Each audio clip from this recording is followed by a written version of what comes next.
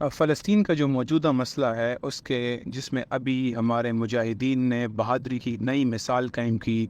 200 से 300 तक इसराइली फ़ौजियों को उन्होंने कत्ल कर दिया है और गज़ा से ज़्यादा इलाके के अंदर घुस गए हैं, और इसराइलियों की सारा जो बरम है, जो उनकी ताकत का, जो उनके अपने नाकाबिल तस्खीर होने का या ताकतवर होने का सारा बरम तोड़ के रख दिया है। और ये साबित कर दिया है कि जो हमारे सामने ये नैरेटिव और ये प्रोपेगेंडा और ये बयानिए पेश किया जाता है कि वो बहुत ताकतवर हैं, तो ये उनकी हैसियत है। कहा जाता है ना कि everything is made in China, but of course ईमान and bravery is made in फ़लस्तीन अल्हम्दुलिल्लाह। ये इसरा मेराज की सरजमीन है और मुसलमानों का अल-उक्र है, और मुसलमानों का हदीस के मुताबिक दोबारा री बिगिनिंग की जगह है मुसलमानों की, मस्जिद अक्सा। और उनके लोगों ने दुनिया के सामने अपनी बहादुरी के ज़रिए इसराइल के जो होश ठिकाने लगा दिए हैं और हैबत तारी कर दी है। जहाँ तक ये बात है, इसके साथ दो और अहम बातें भी बड़ी इंपॉर्टेंट हैं। एक तो ये कि ये चंद निहत्ते मुजाहिदीन का काम नहीं है, ये असल में अफवाज का काम है। और ये साबित हो गया है कि अगर चंद मुजाहिदीन और कुछ छोटे से ग्रोह ये काम कर सकते हैं, तो फिर आखिर क्या चीज़ रोकती है जॉर्डेनियन आर्मी को, इजिप्शियन आर्मी को, टर्किश आर्मी को, पाकिस्तानी आर्मी को कि वो उस तरफ ये बयान दे कि जनाब दोनों फरीक जो है वो सब्र से काम लें और जी वो झगड़े का ख़ात्मा करें। इस बयान का क्या मतलब है आपका? आपको इसराइल को ख़त्म करना चाहिए, और आप यहाँ पे ये बयान दे रहे हैं कि दोनों जनाब आपस में जी बातचीत करें और जी सब्र से काम लें। आप किन से कह रहे हैं कि सब्र से काम लें? वो तो प्रिजनर हैं, वो तो गसीर हैं, वो तो कैदी हैं, वो तो कैप्टिव्स हैं, वो तो जेल में कैद लोग हैं। आप उनसे ये बात कर रहे हैं कि वो जी सब्र से काम लें? उनकी ज़मीनें ले ली गई हैं, 94% तकरीबन ज़मीन इसराइल के पास है। तो इस फ़लस्तीनियों के पास बचा क्या है? उनके पास जान देने के अलावा और अपने काबिज़ीन को उड़ाने के अलावा ऑप्शन क्या बचा है? आप कह रहे हैं कि वो जो है कोई इन्होंने आगाज़ किया है। कत्ल कौन कर रहा है? ज़मीनें कौन कब्ज़ा कर रहा है? मस्जिद अक्सा को कौन गिराना चाहता है? यहाँ पर कौन ये साजिश कर रहा है इसको गिराकर यहाँ पर वो अपने मज़हब के मुताबिक यहाँ नई इबादतगाह बनाए, और आज भी वो तलमूज़ वगैरह की तिलावत और वो बाकी सब कुछ अपनी एक्टिविटीज़ इसके अंदर मस्जिद अक्सा के अंदर जाकर कर रहे हैं। ये कौन कर रहा है? हमारे उलमात को कौन पामाल कर रहा है? तो असल में ये फ़ौरन मुजाहिदीन के साथ मुसलमान अफवाज को ज्वाइन करना चाहिए, आवाम को पुकारना चाहिए, आवाम को सड़क पर आकर अफवाज को कहना चाहिए कि दे शुड जॉइन दिस। असल में जहाँ तक ये इसका एक पहलू है जो कि हमारा असल पैगाम होना चाहिए और हमें इसको ही आगे बढ़ाना चाहिए, वहाँ दूसरा इशू भी बड़ा इंपॉर्टेंट है, और वो ये कि हम समझे कि ये क्या हो रहा है। असल में देखें, अमेरिका और इसराइल के दरमियान वो लेपालक बेटा जो होता है, नाजायज़ बेटा, और उसकी तरह का रिलेशनशिप है। वो उसका बेटा है तो वो दुनिया से बदमाशी भी करे, मोहल्ले के अंदर बदमाशी भी करे, तो अब्बा जो है वो उसको फिर भी डिफेंड करता है। लेकिन उनके अब्बा दो तरह के होते हैं। तो एक उनका रिपब्लिकन अब्बा है जो कहता है बेटा जो करने कर, मैं तेरे साथ हूँ। और एक डेमोक्रेट की तरह का अब्बा है जो कहता है कि बेटा मस्ती मत करो, हद में रहो, ज़्यादा करोगे तो दो तुम्हें लगाएंगे तो तुम मर जाओगे, फिर हम क्या करेंगे। तो दो तरह के अब्बा हैं। तो जो उनका रिपब्लिकन अब्बा है अमेरिका के अंदर जो बैठा हुआ है, वो उनकी हर बात सुनता है, जबकि जो डेमोक्रेटिक अब्बा है वो भी उनकी बातें मानते हैं, सुनते हैं, लेकिन वो बहरहाल इनको अमेरिका के मफादात के ऊपर गालिब होने नहीं देते। तो अब अमेरिका ईरान से अपने ताल्लुकात वापस रिस्टोर करना चाह रहा है अपने मफादात के लिए कि उससे वो फ़ायदा उठाए उनकी तेल की दौलत से, और अब वो रिस्ट्रिक्शंस को कम करना चाह रहा था, तो उसने एक डील की उनके साथ। लेकिन रिपब्लिकन ने नेतन्याहू के कहने पे वो डील तोड़ दी। लेकिन इसलिए नेतन्याहू जो इसराइल के वज़ीर-ए-आज़म है वो अमेरिका के रिपब्लिकन के बहुत क्लोज़ है। लेकिन जो बाइडन है या उससे पहले ओबामा था, वो क्लोज़ नहीं था इनके साथ। वो यही डिमांड करते थे कि नहीं, बल्कि हम ईरान से अपने ताल्लुकात बहाल करेंगे, जिसकी इसराइल सख्ती से मुखालफत करता है।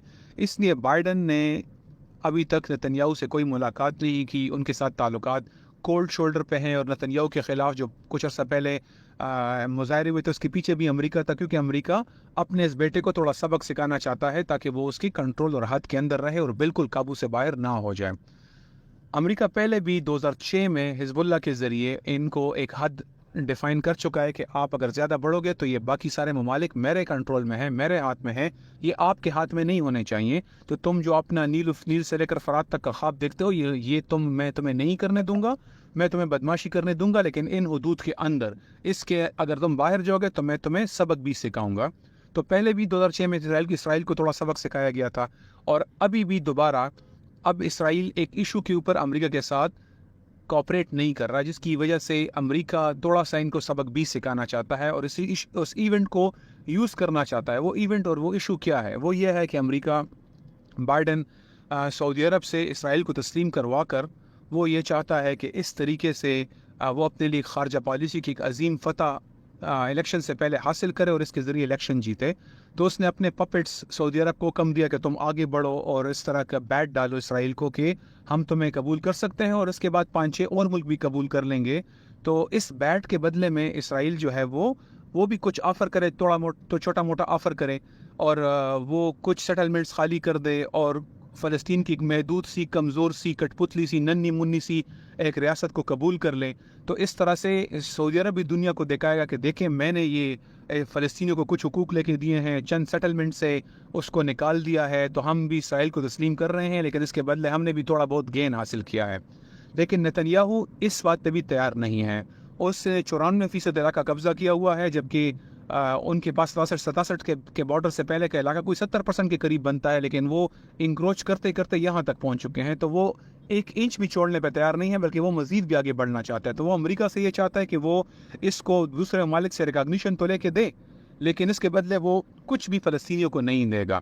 اب اصل اسلامی موقف تو یہ ہے کہ اسرائیل کو 1% بھی نہیں ملنا چاہیے, کیونکہ اسرائیل ایک غیر قانونی وجود ہے اور اس کا خاتمہ ہی اس کا واحد حل ہے, یہی واحد درست حل ہے. لیکن ہمارے حکمران جو ہیں 2 ریاستی حل کی بات کر کے غداری کرتے ہیں. تو اب وہ صرف یہ کہہ رہے ہیں کہ اسرائیل چند % چھوڑ دے تو اس کے بدلے ہم اس کو قبول کر لیں گے, اور اس طرح اسرائیل کی لانگ ٹرم سروائیول خطرے میں نہیں رہے گی. تو اس طرح سے اسرائیل جو ہے وہ کامیاب ہو جائے گا. لیکن نتنیاہو یہ نہیں مان رہا, اس لیے امریکہ اس کو تھوڑا سا پنش بھی کرنا چاہتا ہے. تو یہ ممکن ہے کہ جو مجاہدین کی کارروائیاں ہیں اس میں امریکہ جو ہے وہ اسرائیل کو لمٹ کرنے کی ایک خواہش بھی رکھتا ہے کہ اسرائیل ایک جگہ تک لمٹ ہو, اور اس ایشو کو امریکہ ایکسپلائٹ کر رہا ہے اور اس کو انٹرنیشنلائز کر کے وہ اس ایشو کو بھی یوز کرنا چاہتا ہے کہ آخر میں سعودی عرب جناب ثالثی کرے, فلاں ملک ثالثی کرے, اور وہ پھر آخر میں تھوڑا سا اسرائیل کو منوائے کہ تم تھوڑا سا پیچھے ہو جاؤ, اور اس کے بدلے میں یہ بڑی ڈیل بن جائے جس طرح ابراہیم ایکارڈ بنا ہے پہلے, جس میں UAE, موراکو اور آخر میں سوڈان وغیرہ نے قبول کیا ہے. اس طرح سے ایک نئی ڈیل بنے جس میں اسرائیل جو ہے وہ چند حقوق ماننے پہ تیار ہو جائے اور اس کے بدلے میں اسرائیل کو تسلیم کیا جائے. تو یہ پاسبل ہے کہ اس ایونٹ کو انٹرنیشنلائز کر کے یوز کیا جائے, لیکن یہ ایونٹ اور یہ منصوبہ فیل ہو جائے گا اگر مسلم ورلڈ کے اندر لوگ ایکسٹریم لیول پہ اٹھیں اور افواج کو کہیں کہ تم اس جہاد کا حصہ بنو. تو اس کے بعد ان کے لیے مشکل ہو جائے گا کہ وہ اس موضوع پہ انٹرنیشنل ڈیل کر کے سرنڈر کروائے, اور لوگ جب اگر مسلسل جہاد کی بات کریں اور لوگ یہ کہیں کہ مسلمانوں کو اٹھنا چاہیے افواج کو اور وہ جہاد کا حصہ بنے, تو اس کے بعد ان کا یہ منصوبہ خاک میں مل سکتا ہے. So this is what we need to push for. یہ ہمارا میسج ہونا چاہیے کہ افواج اٹھے اور جہاد کا حصہ بنے, اور مسلم عوام اٹھے اور افواج کو جہاد کی کال دے. یہ ہے وہ راستہ جس کے ذریعے ان کا منصوبہ خاک میں مل سکتا ہے, جو امریکہ چاہتا ہے کہ اس ایونٹس کے ذریعے اس کو ایکسپلائٹ کر کے وہ ایک انٹرنیشنل ایشو بنا کر آخر میں ایک ڈیل کی طرف ہی جائیں, جو الیکشن سے پہلے اس کو چاہیے کہ چند ملک یا سعودی عرب اس کو قبول کر لے, اور اس کے بدلے اسرائیل کچھ نہ کچھ کمپرومائزز چھوٹی موٹی کر کے وہ یہ دکھا سکے, سعودی عرب دنیا کو دکھا سکے کہ ہم نے فلسطینیوں کے لیے کچھ حقوق حاصل کیے ہیں. تو ہمیں اس منصوبے کو خاک میں ملانا ہے الحمدللہ انشاءاللہ تعالی.